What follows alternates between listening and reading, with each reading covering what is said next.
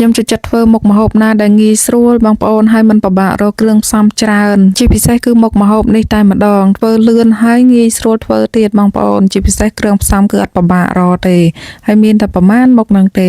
ហើយមុខម្ហូបនេះបើបានផ្ទាប់ជាមួយនឹងនំបញ្ចុកផងរឹតតែឆ្ងាញ់ថែមទៀតបងប្អូនខ្ញុំវិញអត់ញ៉ាំជាមួយនឹងនំបញ្ចុកទេដោយសារតែខ្ជិលស្រស់អញ្ចឹងគឺញ៉ាំជាមួយនឹងបាយនឹងតែម្ដង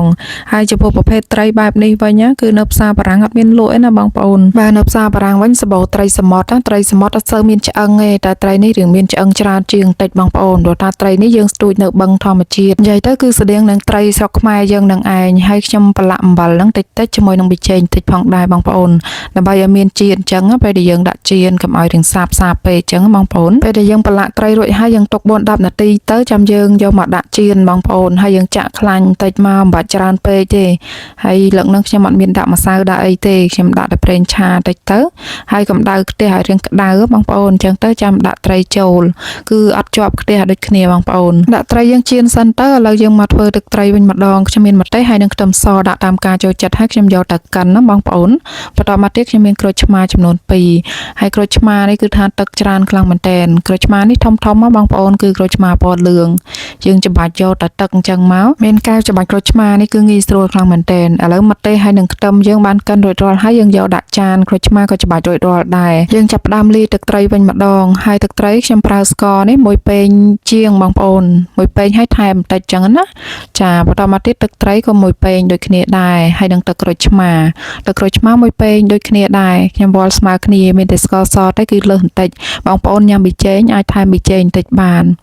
ហើយយើងធ្វើនេះតាមតិចឬច្រើនដែលយើងចង់បានណាបងប្អូនបើថាធ្វើច្រើនជាងហ្នឹងយើងលាយច្រើនជាងហ្នឹងតិចទៅ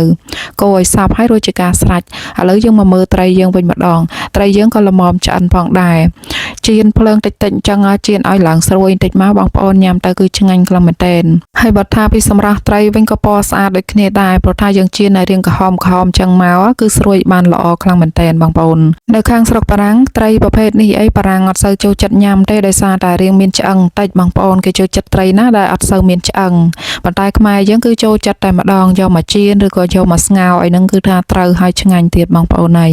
ដូចខ្ញុំចូលចិត្តណាស់យកមកចៀនធ្វើបុកជាមួយនឹងទឹកត្រីកោះកុងឬក៏ទឹកត្រីអំពិលទុំញ៉ាំទៅគឺត្រូវគ្នាបងប្អូនត្រីប្រភេទនេះខ្ញុំចូលចិត្តយកចៀនជាងស្ងោរបងប្អូនហើយបើប្រឡាក់ឲ្យហារៀងសពប់ហើយយកមកចៀនឬក៏អាំងអញ្ចឹងឆ្ងាញ់ណាស់បងប្អូនអើយពេលដែលយើងញ៉ាំផ្ទាប់ជាមួយនឹងសាឡាត់ហ្នឹងបើសិនជាបងប្អូនមាននំបញ្ចុកដាក់នំបញ្ចុកទៀតមករឹតតែឆ្ងាញ់បងប្អូនតែខ្ញុំវិញថ្ងៃហ្នឹងគឺខ្ជិលតែម្ដងខ្ជិលស្រស់នំបញ្ចុកខ្ជិលអីអញ្ចឹងគឺញ៉ាំជាមួយនឹងបាយនឹងឯងផ្ទាប់ជាមួយនឹងបន្លែតិចមកហើយមួយមុខទៀតបើសិនជាយើងអត់ចេះញ៉ាំទឹកត្រីកោះកុងរៀងហឹលទេយើងអាចធ្វើទឹកត្រីផ្អែមហើយផ្ទាប់នំបញ្ចុកដោយដែលថាហ្នឹងបងប្អូនក៏ត្រូវគ្នាមួយយ៉ាងដែរទឹកត្រីផ្អែមទឹកត្រីអំពិលទុំអីនឹងញ៉ាំទៅត្រូវទាំងអស់តែម្ដង